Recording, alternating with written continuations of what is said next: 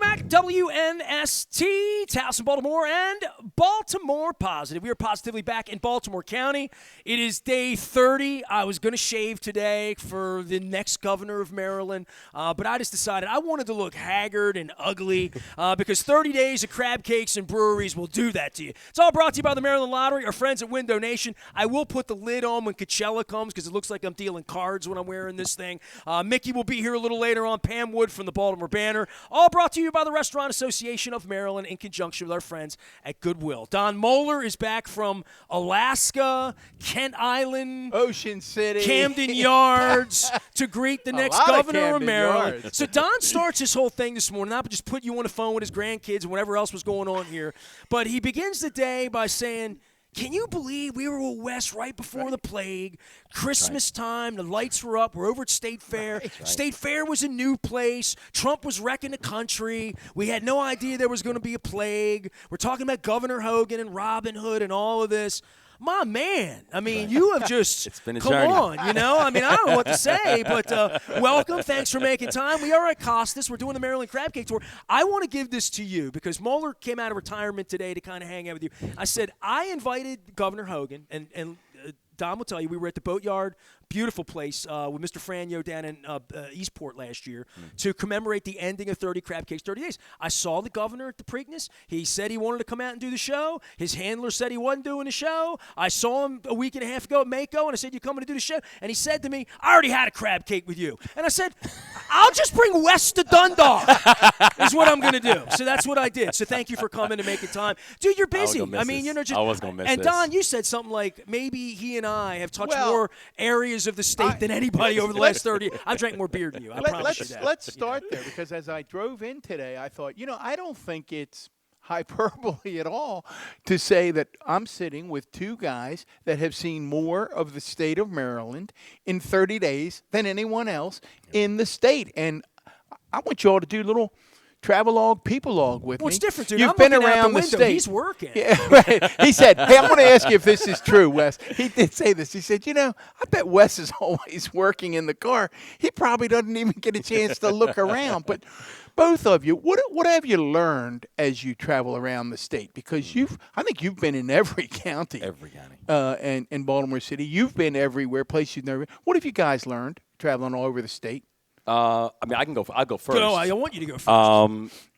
Well, first, and honestly, it is so good seeing you. Good seeing you. This is great, man. I can make you a little louder. Go ahead. Oh, yeah. And, I tell you, first, I love this state.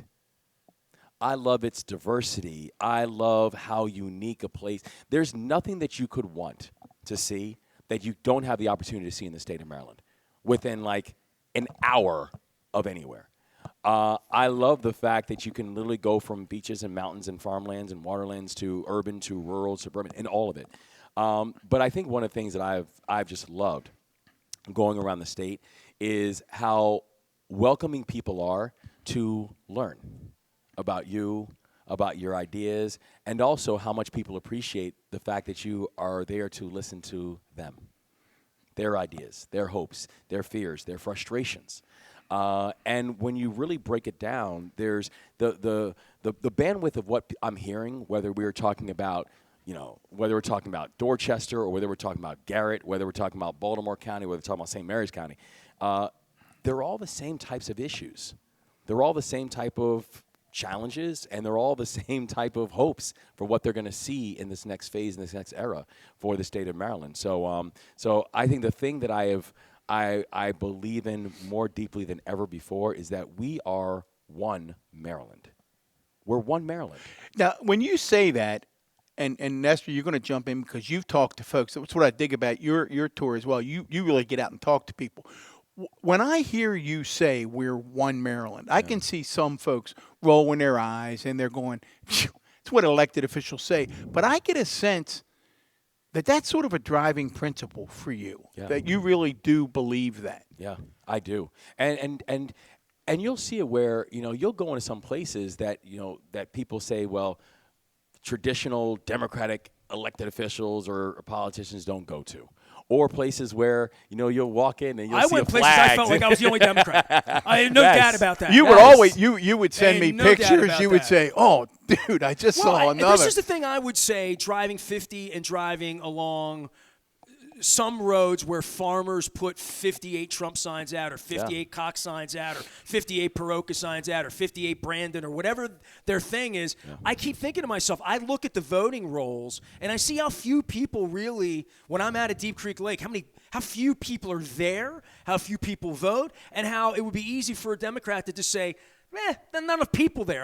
There's a lot density of population in Dundalk. The same way that my wife's fiber company treats these people out in the suburbs. There aren't enough people out there to even run a line to bring broadband out there so that they can have the internet and have those things. But what I've learned from talking to people and actually milling about Frederick and Salisbury and Cumberland and Ocean City and even Northeast and different places that are, you think those are Republican places, but you see that there's much more of a mix. It's not all red, all blue. Yeah. It's all kind of purple. I don't know that there are a whole lot of places where anybody is all in one direction. Maybe the signs on the road look that way because of land ownership, literally, but I don't think the vote will feel that way. And when I've sat on the set with Democrats and Republicans together in places like Salisbury and at Mako too, and I saw you at Mako, and I saw Aruna shaking hands with Boyd Rutherford. Yeah, I saw you shaking hands with Governor Hogan, right? So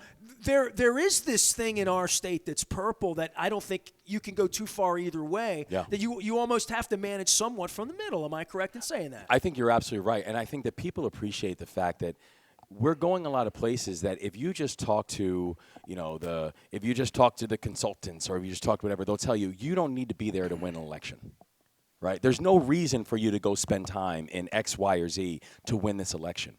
And I think people in communities respect the fact that my answer is, I'm not just trying to win an election. I need for Maryland to win the decade. And in order for that to happen, we got to go everywhere. We need to bring everybody on board. And frankly, it's what I learned and what I experienced in the military, where I'm not new to this. When you look at the communities that we were spending time in, whether it was in Fort Benning or Fort Leonard Wood or Fort Lewis or whatever, that was at a young age getting exposure to a part of the country and the communities that I had never had exposure to before. And I loved it. I learned. I listened. And when we talk about our agenda, our Leave No One Behind agenda for the state of Maryland, it's exactly that. That the Leave No One Behind agenda for the state of Maryland is that everyone will be seen. Everyone will be heard. Everyone will feel like I have a governor who sees me, who hears me. I have a governor who is going to keep me in mind when they're making a decision that is going to impact the entire state.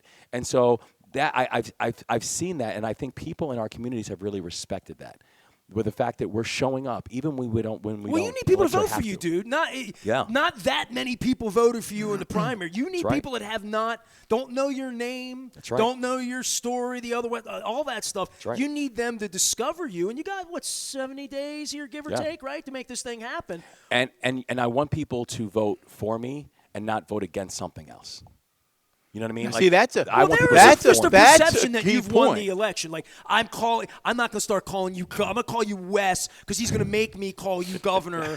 Like once you're on governor. January the 18th. But I think there is a perception of that guy can't win. Even the sitting Republican governors called him crazy. He's probably going to vote for Reagan again, for all I know. I tried to talk to him today, but I'll digress. But for you, with winning people and just winning your own party and just getting people that may say, I don't vote or I haven't voted lately or I don't need to vote, to get out and vote. I mean, and I think that's a bipartisan message that you want everybody voting, but you still have to win people over, man. I talk to people a lot who are skeptical of you because you're not a politician. It's funny, if you were a politician, they'd be skeptical as you are, but you're really not a politician, right? I mean, at all. Nah. And that's right. And I think that we also have to remind people that democracy is not a spectator sport. Right. Ha ha! Did you teach him I didn't tee that up, but that happens to be one of our favorites. See that? You see that? Did you make I that pay up? attention. You see the teacher. It's not a spectator sport, right? We can't just simply think, and I think that's one of the things that we are actually watching now, that we are watching basic things that people thought were rights or people thought were like givens. their uterus for 53% of the population. Just little things like that they thought were their own, right? And you realize that oftentimes in the stroke of a pen, that's not the case anymore, right? And so I think people are, and we have to continue reminding people to engage, that this isn't just about your voice, it's about your vote. And that when we're talking about the things that you're going to have to fight and protect for, it is both about making sure that our democracy is being used as a way of being able to protect basic rights, and it's being a way to make sure that all of our voices are being heard in these conversations. Well, Wes, you have 2 school-age children. Yeah. People have heard your story, and you can talk about it again. You were not the best little kid in the world. Mom and grandmom had to sort of take you by the collar and say, no, young man, we're not doing it this way. Kids are going back to school. We're saying be careful out there driving. Buses are out there.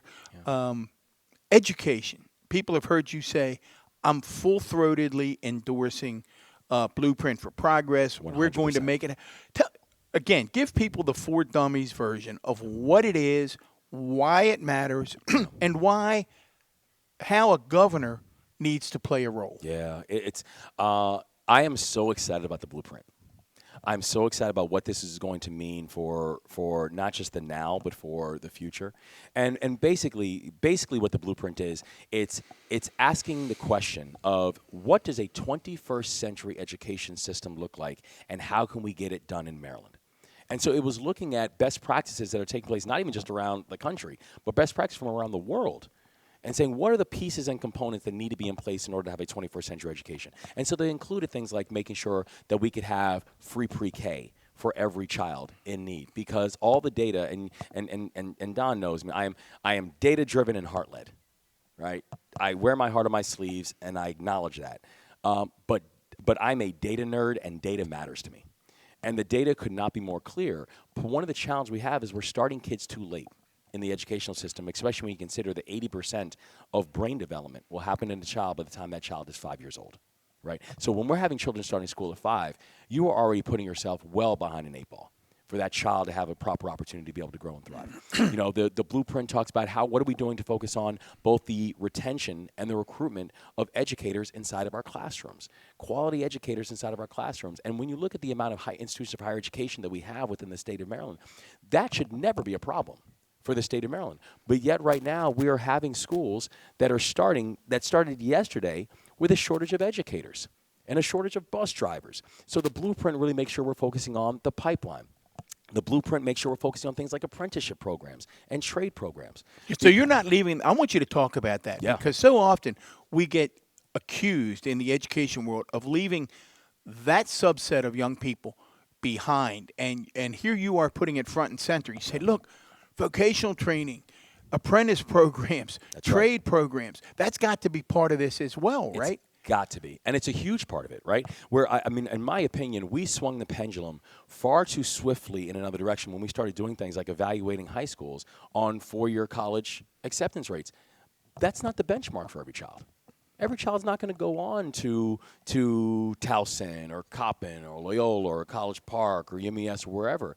For some children, they want to go on and become a carpenter or an iron worker or work in HVAC or a beautician, and that's fine. Or become an entrepreneur, and that's great. We just want to make sure that no matter what it is they choose to do, that we are providing the pathway in order for them to accomplish that and achieve that. And so the Blueprint is talking about making historic investments in apprenticeship programs, trade programs, and also starting earlier. So students can start learning about this stuff as early as ninth grade to figure out what is it they want to do with their lives. And so so where the governor comes into this, it's the governor's responsibility to make sure that the Blueprint is going to be fully funded. As of right now, the Blueprint is fully funded through 2026. And my commitment is that we are going to make sure the Blueprint is fully funded. These are best practices that our children and our families deserve. What we also have to do, though, is making sure we have proper implementation. That's also where the governor can help to play a role, where it's in partnership with things like, the AIB, and I tell you, there's a fantastic educator, Dr. Jennifer Lynch, who's also on the, we know her. But we have to work in partnership to ensure that the Blueprint is properly implemented. But when we do this, not if, when we do this, Don, this is going to have a generational impact on our economic growth and on our societal growth. I hear you, and Nestor says, make sure we got to ask tough questions, right? Yeah. Can't be a coronation.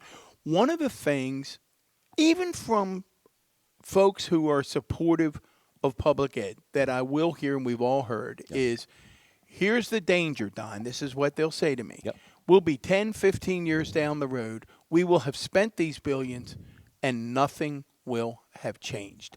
How do we hold the AIB, the schools, the school systems accountable so that I think everybody Governor would spend the money Wes if we Moore, knew the outcome, right? So how does data-driven Wes Moore help make sure that happens? Well, I think, and I love that you said data-driven, because we have to make it clear and transparent about what's working, what's not, and be unafraid to make adjustments as we're seeing adjustments that need to be made.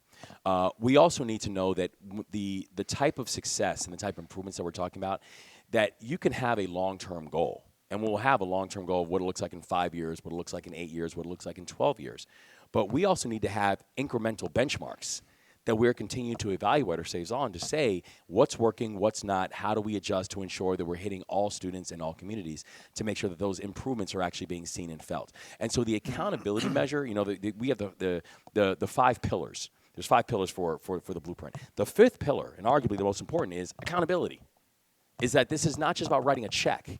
It's not got just to work. It's got to work, and it needs to be proven. Show me the data. And I look at the work, for example, before I ran for governor, I ran one of the largest poverty-fighting organizations in this country. And people would often talk about the size that, we allocated over $650 million, worked with over 1,600 organizations. Through big concerts sometimes. Through a big concert, through a big party. I remember the big party. Yeah. But, but it was a very large and complex organization. But the thing that people also commented on wasn't just the size of the organization. It was the data around it. Every single investment we made, we could turn around and tell you what was the return, what was the societal return on that investment. And so, for example, during our time, the what we call the benefit to cost, the BC ratio, was 12-1. A 12-1 return on societal return on every dollar that we invested, because we found the best organizations, we funded those, and we scaled them. Right? Find it, fund it, scale it. That needs to be the same type of thing we're talking about with the blueprint. Identify what's working, making sure that's getting funded, and making sure that it's serving as many students and as many families as humanly possible. But that's going to take accountability, it is going to take data, and it's going to take a governor and an administration that's going to focus on that. Well, the one thing I would say, hearing Mr. Education, and of course Don was my high school guidance counselor and a principal down here at Sparrows Point, amongst other things, and you were obviously this commitment to education. When I hear the education argument being made in the, Twitter sphere, it's like taking Catcher in the Rye off of bookshelves, and it's those kinds of arguments from the other side that have nothing to do with what you're talking about, Correct. but are just social issues that in parts of this country, it's kind of amazing that books that I read, To Kill a Mockingbird, you don't want that, those are the arguments we're having, not funding or whether our children are getting educated and getting jobs, right? Whether they're getting mathematical skills, whether we're making sure all of our students are getting STEM training, whether they're making sure that we're actually creating, employment pipelines for all our students and working with the private sector, nonprofit sector, and working with our community colleges and our K-12 system to ensure that we're doing things like P-Tech platforms so our students are graduating with not just a high school degree, but also an associate's degree and a job offer. That you're right. And this becomes something that we have got to ask the state to focus. Do not lose sight of what we're talking about, and do not lose sight of what's at stake in all this. Well, you played football. You jumped out of airplanes as a paratrooper. Yes. I think folks who have known you would say there's a bit of a competitive streak in Wes Moore. And when you say, I'm going to win, we're going to win, I think is the way you say it. We're going to win the decade. And I've heard you talk about FBI headquarters and others. Yes. What does it mean for Maryland to win the decade? I want Maryland to be the place where entrepreneurs want to come, where innovation lives and grows, where people want to stay. Right now, Maryland is ranked as the worst place in America to retire. Literally number 50.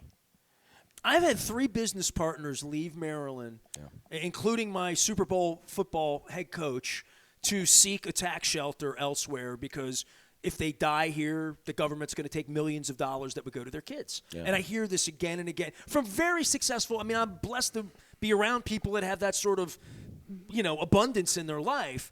But they're not going to lose that abundance here. They're going to move to Florida. They're going to Delaware.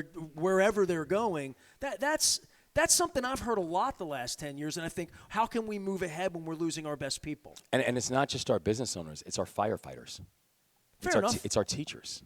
It's our police officers, who will literally finish and retire and be on the first thing smoking to Arizona or Pennsylvania, literally just going a few miles over the border. Right. That is Well, in Baltimore insane. County, I'll confirm that we have a fairly significant percentage of police officers and firefighters who live in Pennsylvania. There you go. And what you're saying is it doesn't have to be that way. Now, No. that gets you to what I think, Nestor, is the real, I'll call it the Democratic dilemma. Yeah. And that is folks have rightfully or wrongfully painted Democrats as sort of this tax and spend party that's fiscally irresponsible. Yeah.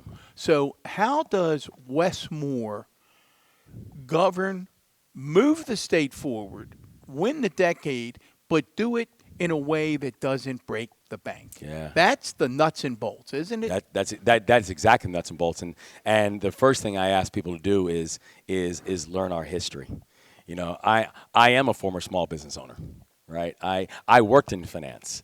I ran an organization where data and being good fiscal stewards of capital and dispensing properly was our hallmark.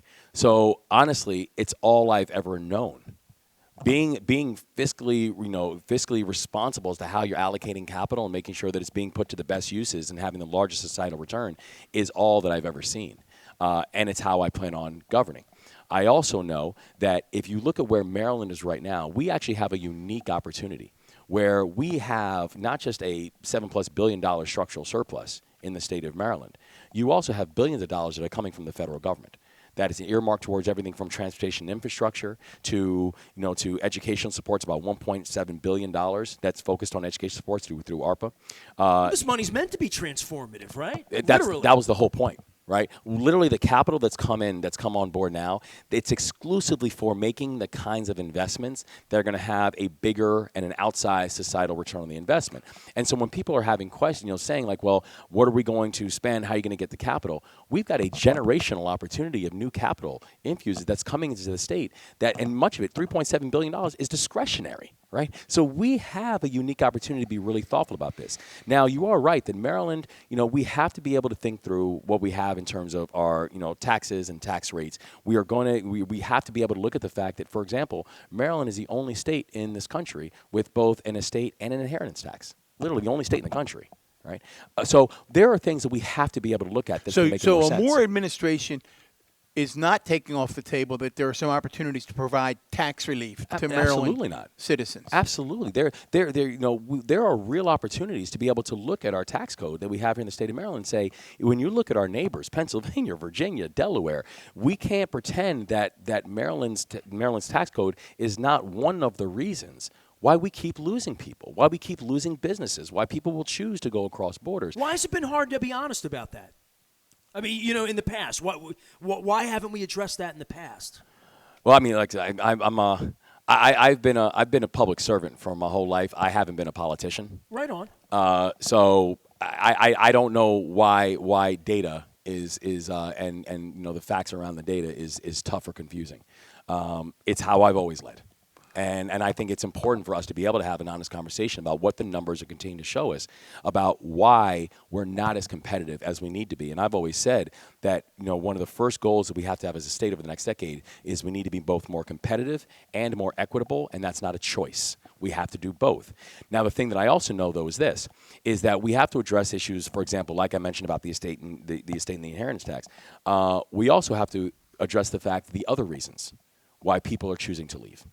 The other reasons why businesses are choosing not to come, because they're not just asking about, tell me about the marginal corporate tax rate. They're also asking questions like, tell me about your schools. Right. Tell me about public safety. Well, you talked about there's still schools in Baltimore City that opened this week in mid-90s temperatures without air conditioning. Without air I think your term was, that's unacceptable. Yes. Yes, and it's inhumane. What are we waiting for, right? I mean, Yeah. 1975, we talked about this. That's and, right. I mean, I remember 1982 over here. Stricker had. I'm from Dundalk, right? I grew up down the street. Hometown. Says it right here. Sundal. Right, we're at Costas, by the way. Future Governor Wes Moore, Don Moeller. It's all brought to you by the Maryland Lottery. Our friends at the Restaurant Association reminding you Restaurant Week is September 16th to the 25th. Also, Goodwill. I got my truck. I'm trying to fill it up. And our friends at Window Nation. You buy two, you get two free. I grew up here. Stricker had air conditioning and Holabird didn't. And I felt like, man, There you go. man, we'd go roller skating with the kids, and they'd be like, oh, man, we had air conditioning all week. right. I'm like, we sweat our butt off around here and over. And that was in the 80s. Now, I gave Johnny O a hard time. Don, they've since rebuilt my elementary school. It was You built got in to go cut the 1924. ribbon, man. Right? I mean, Johnny they had you rebuilt over to cut my the high ribbon. school that's now a shrine. Were you one of these people who's like, this wasn't here when I was a student? Where's the chalk mark? I'm looking around. All right, we'll take a break. Wes Moore's here. We're at Costas. He used the restroom. We need to get some fresh water. We got a lot more to talk about, including this election cycle and everything that's going on. Pam Wood's going to be joining us here from the Baltimore Banner, along with Don. And Mickey Coachella is going to come here to commemorate. He wanted to see, he said to me, you're going to get really fat eating 31 crab cakes, going to 31 breweries in 31 days. So I'm here to say I'm still skinnier and taller than Mickey. So when he gets here, the comedy will begin. I'm Nestor. He's Don. This is Wes for now. They'll have to call him governor, make me call him governor soon. So you always be Wes to me. I love it. We'll be right I love back. it. Back for more Baltimore Positive right after this.